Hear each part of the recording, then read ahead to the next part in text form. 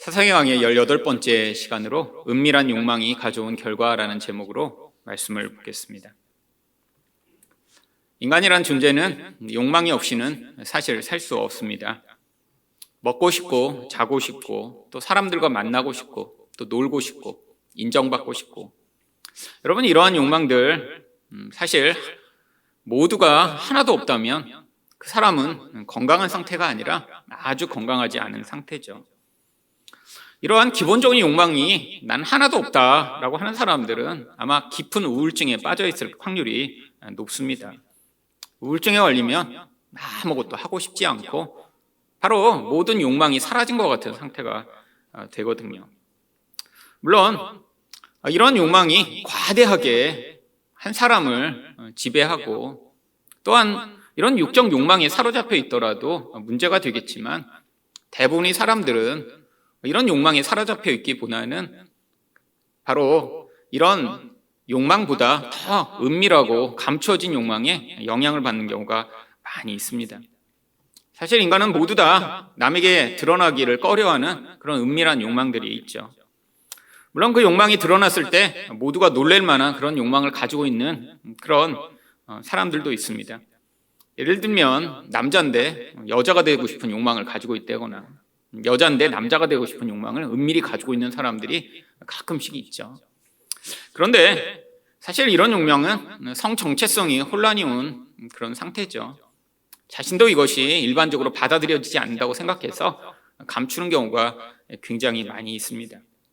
그런데 이런 욕망 가운데 사람에게 아주 보편적이면서 또한 가장 치명적인 영향력을 미치는 욕망이 바로 하나님처럼 되고 싶은 죄악의 영향을 받은 바로 왕 되고자 하는 욕망입니다.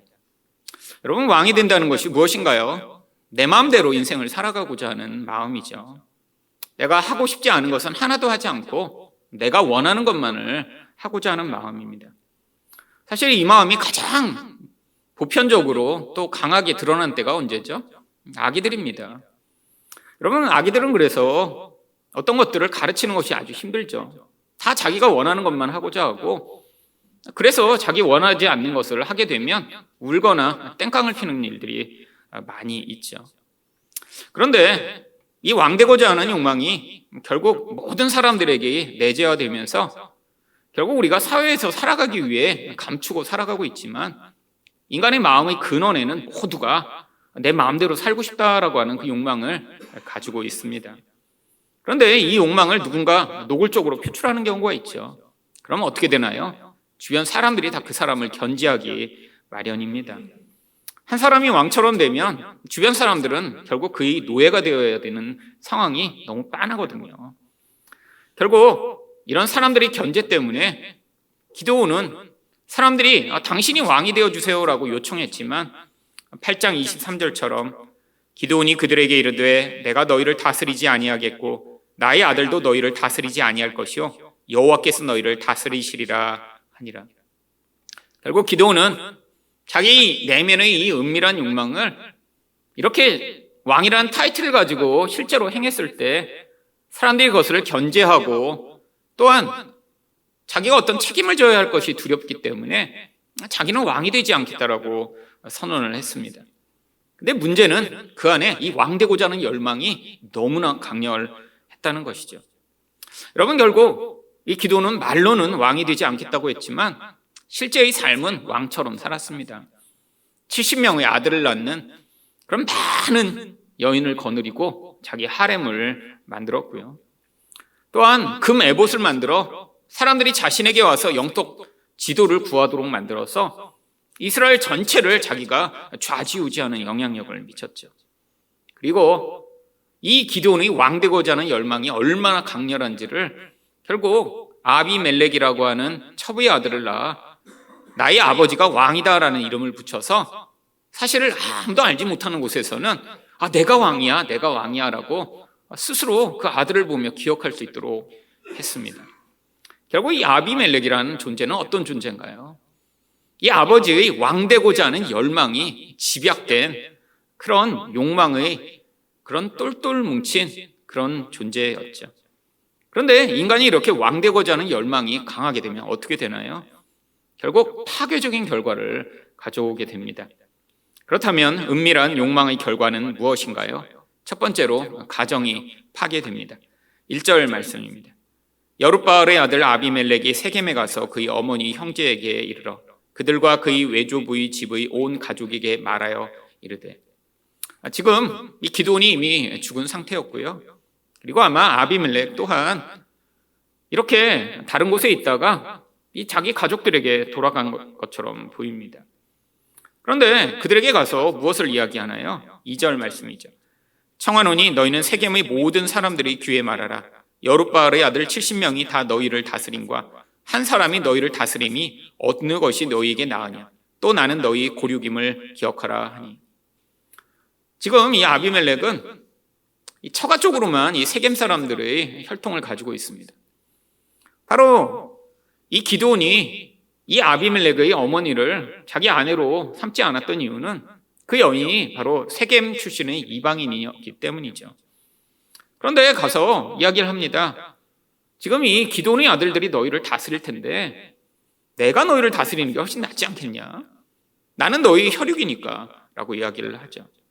근데 사람들이 바로 그 이야기에 설득을 당합니다.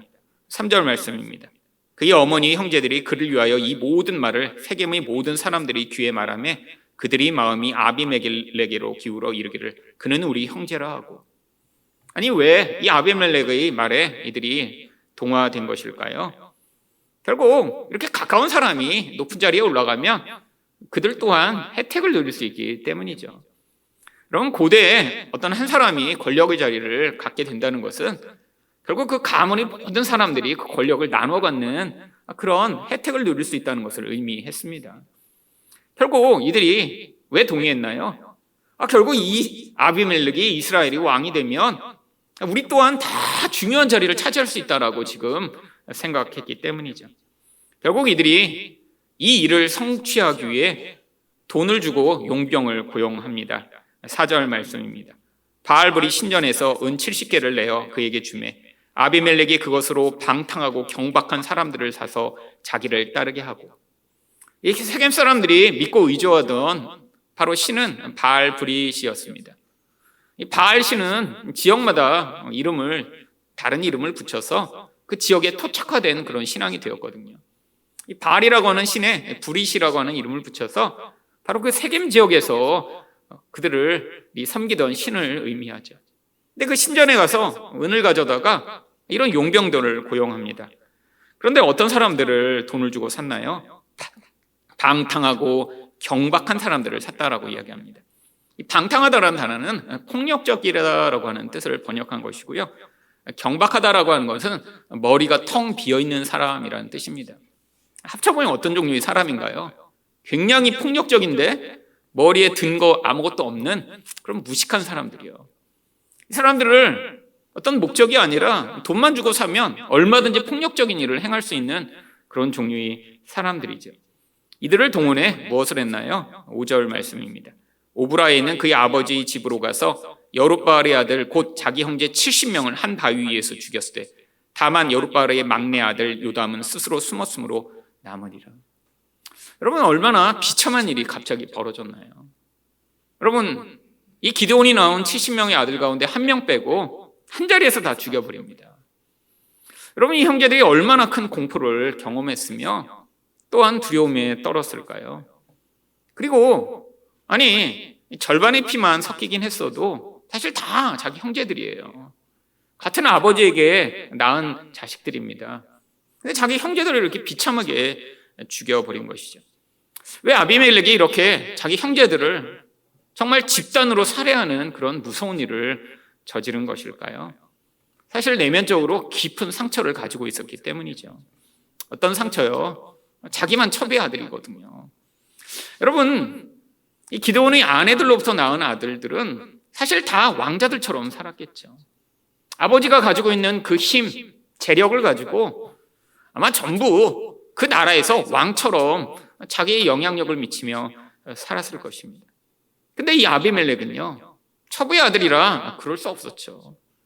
당연히 고대에는 그 사람이 어떤 혈통을 가지고 있는가가 그 사람의 능력보다 중요했기 때문에 아비멜렉이 아무리 자기 능력을 발휘하려고 해도 혈통 때문에 나설 수 없는 상황이었겠죠. 결국 이 아비멜렉은 내적으로 깊은 상처를 가지고 있었습니다. 늘 그 형제들과 비교하며 자기의 열등감이 점점 커졌고요. 그러니까 질투와 미움과 분노가 그 마음에 가득했죠. 문제는 이 질투와 미움과 이 분노가 가득한 것으로 끝난 게 아니라 그 안에 왕되고자 하는 열망이 너무 강렬했다라고 하는 것입니다. 여러분, 이런 상처만 있는 사람으로 끝나면 자기 혼자 상처받고 끝나겠지만 이 상처가 이 욕망과 결부되게 되면 이게 심각한 문제를 만들어냅니다. 근데 이게 인간의 보편적 성향이죠. 특별히 주변에 있는 사람들을 바라보며 나는 저 존재보다 나은 존재라고 생각을 하게 되고, 그런데 그 존재가 어떤 상황에서 나보다 더 좋은 기회와 능력을 발휘하게 되면 그 존재를 질투하다가 죽이고 싶은 이 근원적 욕망은 사실 죄가 이 세상에 들어온 이후에 처음부터 시작된 일이었습니다. 바로 가인이 아벨을 질투하여 죽인 사건 또한 이 똑같은 일들이 벌어진 것이죠. 창세기 3장 4절과 5절을 보시면 아벨은 자기도 양의 첫 새끼와 그 기름으로 드렸더니 여호와께서 아벨과 그의 제물은 받으셨으나 가인과 그의 제물은 받지 아니하신지라. 가인이 몹시 분하여 안색이 변하니. 여러분, 하나님께 똑같이 제물을 드렸는데 하나님이 아벨의 제물만 받으셨어요. 여러분, 그때 이 가인은 분합니다. 자신은 당연히 하나님이 자신이 제물을 받으실 것이라고 생각했거든요. 자신은 형이고, 특별히 이 가인이라는 이름이 어떤 뜻인가요? 여러분, 하와가 가인을 낳으며 내가 이 아이가 나를 구원할 구원자인 것 같다라는 그 열망에서 이 가인의 이름을 가인, 얻었다라고 지은 것입니다. 그리고 다른 말로 얘기하면 이 가인이라는 이름 뜻 자체가 구원자를 얻었다라고 하는 뜻이에요. 여러분, 가인은 어려서부터 그 엄마의 기대를 잔뜩 받고 자랐겠죠. 나를 이 고통에서 구원할 존재가 너야. 그런데 가인이 그런 구원자가 됐나요? 그 엄마가 깊이 실망한 나머지 둘째의 이름을 아벨, 공허, 헛됨이라고 지어버린 것입니다. 여러분, 어쩌면 이것이 이 아벨의 제사를 하나님이 받으신 이유겠죠. 자기 존재는 정말 아무것도 아닌 존재예요. 그러니까 하나님께 의존하지 않으면 안 되는 존재가 아벨의 반면 가인은 어려서부터 인정받았어요. 나는 늘 괜찮은 존재여야 하고 강한 존재여야 해요. 하나님도 내 제사를 받으셔야 된다고 너무 당연하게 생각했는데 하나님이 받지 않으시자 자기 동생을 향한 분노와 미움으로 표출돼 결국 어떻게 했나요? 동생을 들판으로 유인해 죽여버립니다. 여러분, 또 똑같은 일이 바로 다윗의 아들 압살롬이 행했죠. 사무엘하 13장 28절을 보시면 압살롬이 그의 종에게 명령하여 이르되 너희는 내가 너희에게 암논을 치라 하거든 그를 죽이라. 암논은 누군가요? 압살롬의 형입니다. 근데 이 암논만 없으면 무슨 일이 벌어져요? 자기가 왕이 될 수 있어요. 그래갖고 다른 형제들 많이 있는데 자기가 왕이 될 가능성을 맡고 있는 큰형을 죽여버린 것입니다. 물론 이 압살롬의 여동생이 이 암논에 의해 강간을 당했습니다. 근데 이게 그 사건으로 말미암는 감정적 분노로 말미암아 이 일을 행한 게 아니에요. 몇 년 동안 계획을 합니다. 아무도 이 압살롬이 암논에 대해서 이런 분노와 이런 살해 의도를 가지고 있다는 생각을 못할 때까지 기다려요. 그래서 자기 집으로 초대해서 자기 집에서 자기 형을 죽여버립니다. 왜요? 자기가 왕이 되어야 하는데 방해꾼이었기 때문이죠. 여러분, 성경에 나오는 이런 극단적인 살해의 모습, 인간의 본질 안에 있는 이 무서운 죄성이 만들어낸 결과가 얼마나 무서운 것인가를 보여주는 것이죠. 바로 인간은 다 왕되고자 하는 열망을 가지고 있습니다. 근데 누군가 그것을 가로막고, 아니 어떤 한 사람만 제거돼서 내가 그 자리에 갈 수 있다면 우리는 얼마든지 그를 할 수 있겠죠. 특별히 이 아비멜렉은 이런 이 아버지의 욕망이 집약된 존재입니다. 여러분, 이름 자체가 아비멜렉이라는 것 자체가 사실은 왕이라는 뜻이에요. 창세기에는 아비멜렉이라는 이름을 가진 사람이 여러 명 등장합니다. 다 가나안의 왕들입니다. 내 아버지가 왕이요, 이런 이름을 가졌는데 그러니까 나도 왕이야, 이런 뜻으로 그냥 지금의 우리가 최고 지도자를 대통령이라고 부르듯이 그냥 가나안의 왕을 아비멜렉이라고 불렀어요. 여러분, 아비멜렉은 태어나서부터 누군가 자기를 부를 때마다 너는 왕이야, 너는 아버지를 이어 왕이 될 거야, 이름으로 계속 불렀다라고 생각해 보세요. 여러분, 이게 이 아비멜렉의 내면 안에 깊은 열망을 만들어냈습니다. 아버지의 숨겨진 열망이 이 아비멜렉 안에서 정말 계속 영향을 미친 거죠. 근데 상황은 어때요? 자기의 경쟁자가 70명이나 됩니다. 아니, 직접 경쟁자라고도 할 수 없어요. 자기는 경쟁에 뛰어들 수 없는 그런 한계를 가진 첩의 자식이었으니까요. 여러분, 결국 이렇게 아비멜렉의 내면으로 삐뚤어지고 이런 잘못된 욕망에 사로잡혀 살아가게 만든 이 직접 원인이 누구로부터 말미암은 것인가요? 기드온으로부터 말미암아 나타난 결과입니다. 결국 이 아비멜렉이 기드온의 아들들을 죽인 이 간접적인 근원적 이유는 바로 이 기드온의 무시무시한 하나님 되고자 하는 열망, 왕 되고자 하는 은밀한 욕망이 결국 이런 처참한 결과를 가져온 것이죠. 여러분, 이 땅에서 마찬가지입니다. 모든 인간은 내면 안에 다 자기가 하나님처럼, 왕처럼 되고 싶은 열망을 가지고 있죠. 여러분, 그게 지금은 다른 이름으로 불릴 뿐이죠. 세상에서는 지금 왕이란 제도가 사라졌잖아요. 그래서 사람들이 다 뭐가 되고 싶죠? 부자. 근데 어떤 부자예요? 엄청난 부자가 되고 싶어 합니다. 어느 정도의 부자로는 이런 왕처럼 살 수가 없어요. 진짜 남들이 꿈꾸지 못하는 그런 엄청난 부자를 열망하죠. 그래서 사람들이 굉장히 구체적 목표를 아이 때부터 가집니다. 건물주 되고 싶다고요. 여러분, 이거 자체의 근원에는 뭐가 있나요? 사실 세상이 계속 사람들에게 네가 이런 엄청난 힘을 가져야지만 너는 네 원하는 삶을 살 수 있어라고 이야기를 하는 것이죠. 사람들은 성공에 대한 꿈을 꿉니다. 내가 성공해서 남들이 다 나를 부러워하게 하고 내가 그 성공한 힘으로 남에게 영향력을 미치는 인생을 살고 싶다라고 하는 것조차 그 근원 안에는 왕이 되고 싶은 이 인간의 열망이 표출된 것이죠. 자기가 그렇게 왕이 못 된다면 사람은 또 자기 자식을 그런 왕처럼 만들고자 열망합니다. 아이를 어려서부터 몸부림쳐서 똑똑한 아이 만들고 좋은 학교 보내고 좋은 직장에 취직시켜서 그 아이가 왕처럼 살아가는 것을 마치 자기가 왕 된 것처럼 대리만족하려고도 하죠. 어떤 사람들은 이 왕처럼 된다라고 하는 것을 사회에서, 세상에서 실현하지 못하니까 가정에서 굉장히 폭력적인 방법으로 자기가 원하는 것을 강요하는 사람들이 있죠. 여러분, 가정에서 사실 가족에게 심하게 분노하거나 폭력적 성향을 내비치는 사람들이 공통점이 뭔가요? 다 자기가 원하는 대로 하고 싶은데 세상에서는 그렇게 하지 못해요. 그러니까 가정에서 원칙들을 자꾸 만듭니다. 우리 집에서는 이렇게 하면 안 돼, 이렇게 하면 돼, 이렇게 해야 돼. 그리고 그 원칙을 깨트릴 때마다 분노하고 폭력을 행사함으로 다른 사람들이 공포에 떨며 그 사람이 말을 듣도록 하려는 이 무서운 죄성이 만든 결과죠. 여러분, 그런데 이게 어떤 결과를 만들어내나요? 결국 가정을 파괴합니다. 여러분, 생각해 보세요. 부모가 돈이 최고야, 너는 나중에 반드시 성공해서 부자가 돼야 돼.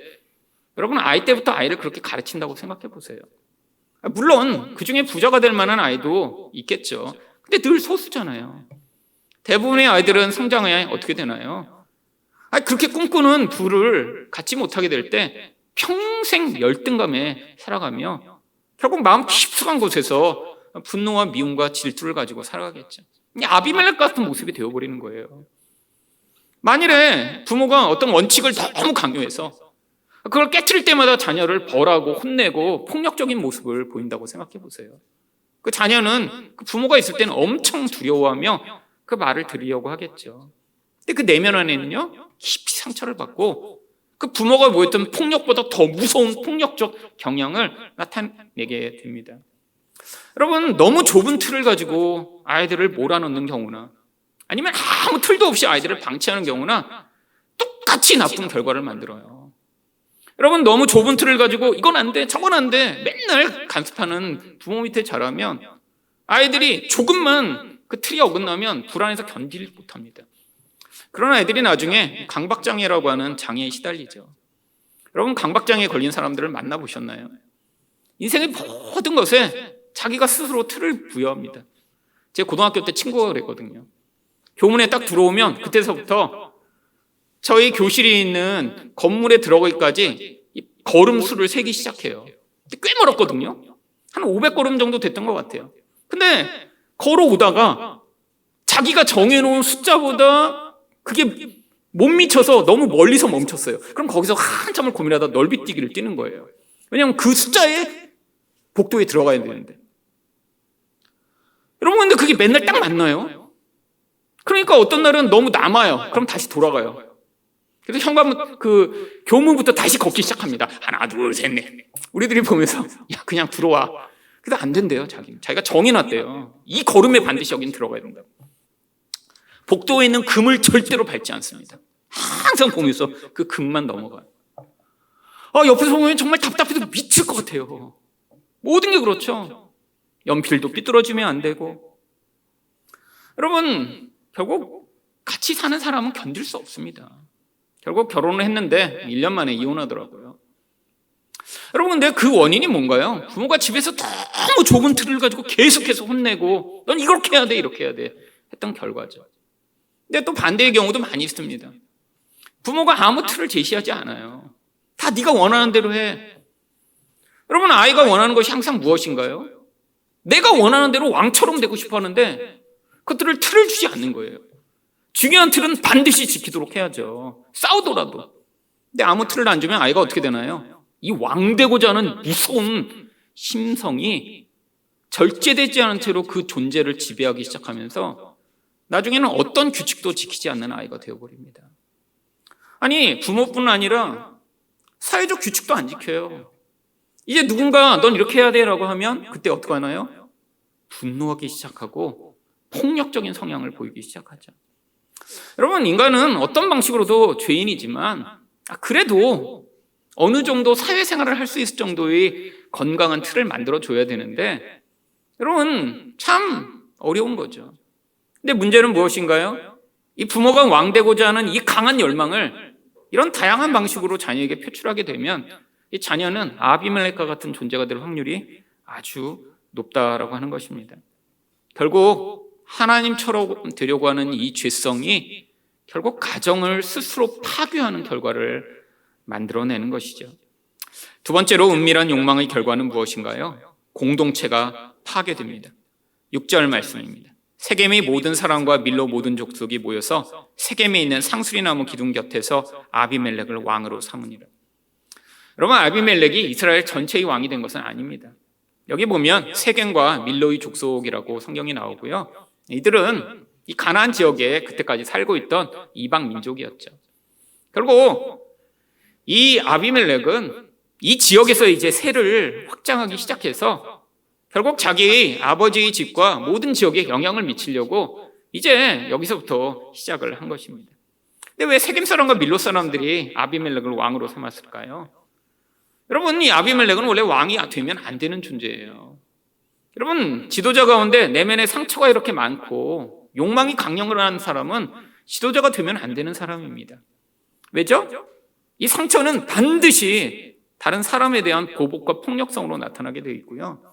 이 욕망은 절대로 꺾이지 않고 자기가 원하는 것을 이루기 위해 다른 사람들을 결국 파괴하게 될 테니까요. 사람들은 보았습니다. 이 아비멜렉이 잔인하게 자기 형제들을 한 번에 죽여버린 것을요. 근데도 같은 민족이니까 우리들을 우대해서 우리들이 더 잘 살게 하겠지라는 열망으로 그를 왕으로 삼은 것이죠. 여러분, 기드온의 아들이 결국 이방 사람들이 왕이 되었다는 것 자체가 이게 얼마나 아이러니한 상황인가를 보여주고 있습니다. 기드온이 가졌던 이 왕되고자 하는 열망이 얼마나 하나님을 대적하는 것이며 세속적이었다는 사실을 드러내는 것이죠. 그때 이 아비멜렉의 이런 살해를 피해 도망갔던 요담이 산꼭대기로 가서 한 비유를 말하기 시작합니다. 7절 말씀입니다. 사람들이 요담에게 그 일을 알림해 요담이 그리심 산 꼭대기로 가서 서서 그의 목소리를 높여 그들에게 외쳐 이르되 세겜 사람들아 내 말을 들으라. 그리하여 하나님이 너희 말을 들으시리라. 여러분, 이 요담은 아마 하나님의 이런 감동으로 말미암아 이들이 당장에 추격해서 자기를 잡을 수 없는 그런 산꼭대기에 가서 이제 외쳤던 것으로 보입니다. 이 8절부터 15절 사이에 이 비유가 나오는데 너무 길어서 읽지는 않을 텐데요. 여기에는 여러 나무들이 나옵니다.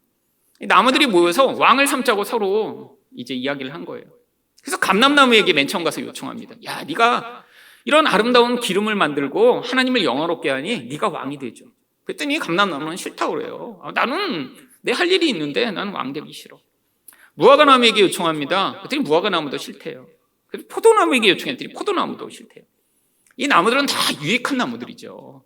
사람들에게 또 하나님을 위해 아주 유익을 끼치는 나무들이니까 어쩌면 굉장히 왕 되면 좋을 법한 나무들인데 다 싫다라고 이야기를 합니다.